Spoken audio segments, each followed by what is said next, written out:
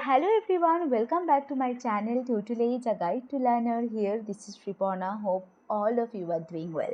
So, I have discussed with you the different parts of teaching aptitude for a long time. It includes the nature, the objectives, characteristics of learners, factors affecting teaching, methods of teaching, and teaching support system, evaluation system, and last but not the least, this is the one of the most important topic of this chapter. This is a classroom management. Okay, so this section evaluates basically the ability of a candidate to become a successful teacher. So around 5 to 6 questions are asked from teaching aptitude in UGC Net exam, but difficulty level of questions varies. Clear? So if you have missed my previous session, so please go and check my description box and my first comment where the previous session link is already shared. So now we are going to start a practice question session on the very first chapter, teaching aptitude according to the NTA UGC Net Syllabus. So today is the first session. So if you have any doubt, please check my previous sessions and feel free to ask any question in my comment section. I will reply you, I promise. So let's start the session, and this is the main slide.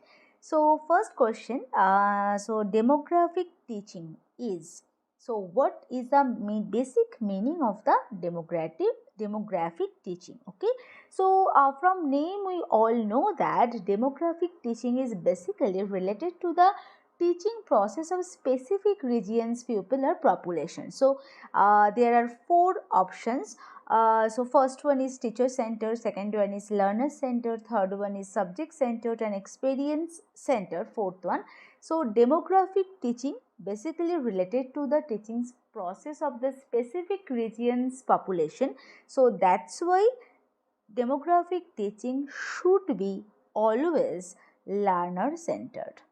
Clear? So learner centered is the correct answer for the first question. So now going to the next question. So evaluation should be.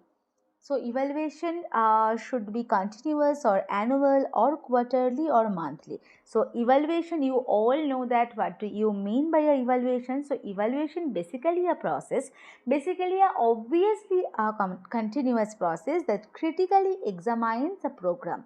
It involves collecting, analyzing informations about different types of activities, characteristics and their outcomes. So obviously evaluation should be continuous, not annual, quarterly or monthly. So continuous, the first option is the correct answer for the second question. So now going to the next slide. So this is the third question. This is a big mistake of mine. So the third question will be students are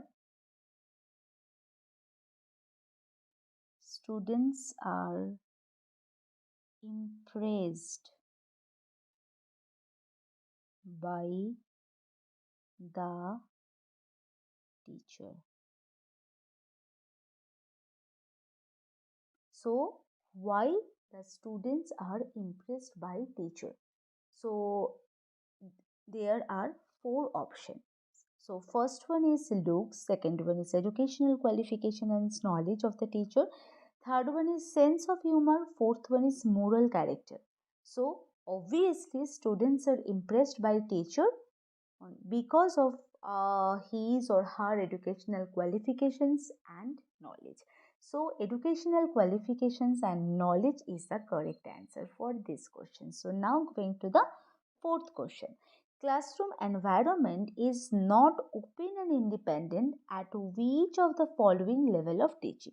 So you all know that level of teaching is of 3 types: memory level of teaching, reflective level of teaching, and understanding level of teaching. And reflective level of teaching is the highest level of teaching, and memory level is the first one, and understanding level is the second one. So at which level of teaching classroom environment is not open? This is the main thing, not open and independent. Obviously memory level of teaching and understanding level of teaching.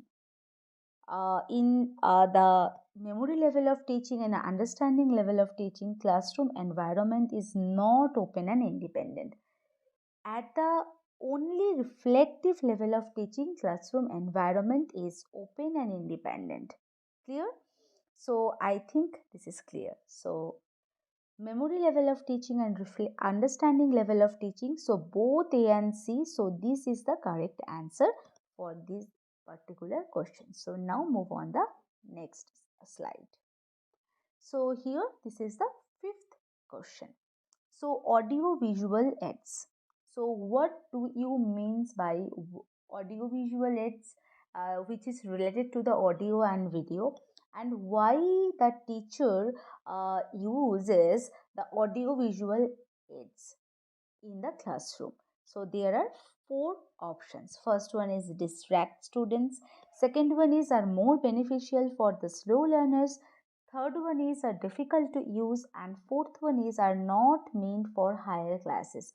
Obviously audio visual aids are more beneficial for the slow learners. Basically it is related to the audio and visual thing. Okay, so now option B is the correct answer for this question. So now move on the sixth question. So what is the correct sequence of the different levels of teaching? So we have already told levels of teaching of three types: memory level, reflective level, and understanding level. And we have already told that memory level is the first one, understanding level is second one, and reflective level of teaching is the highest level of teaching. Memory level is the lowest level of teaching, and understanding level is the medium. Okay, so uh, first one is memory level. The correct sequence of the different levels of teaching is the memory level, second one is understanding, third one is reflective level. So obviously option D is the correct answer. So now move on the next slide. So why should one join teaching? Okay, so what is the basic reason behind to join in the teaching profession? So there are four options as well as so first option is it is a dignified profession. Second one is the teacher can demand free gifts from students to which they can't deny. Third one is one has interest in teaching and it is his or her parents' wish. Obviously, one has who has interest in teaching. So those people are join. Those people are join in the teaching profession. So why should one join teaching? Who has interest in teaching? So obviously this is the correct answer for this question. So now going to the next question. So authoritarian teaching is. So what is the meaning of authoritarian? Okay. So there are four options: teacher centered or learner centered, subject centered or experience centered. Obviously authoritarian teaching process is related to the authority in the classroom. So it's which is related to the teacher, the main thing in the classroom. So in the classroom, teacher is the main authority. So that's why authoritarian teaching is the teacher centered. So teacher centered, the option A is the correct answer for the eighth number of questions. So now move on the next slide. So here we can see instructional objectives. Instructional objectives should not be okay specific, measurable, long term and realistic. Obviously instructional objectives should be specific, should be measurable and should be realistic, but it should not be long term. So long term is the correct answer for this question. So now move on the next question. what is the basic objective of teaching? Okay, so source of income for teachers, all round development of students, provide information to students and prepare students for job. So what is the basic objectives of the teaching profession? Obviously, the main objective of teaching is all round development of students. Okay, so option number B is the correct answer. So now move on the last slide. So here we can see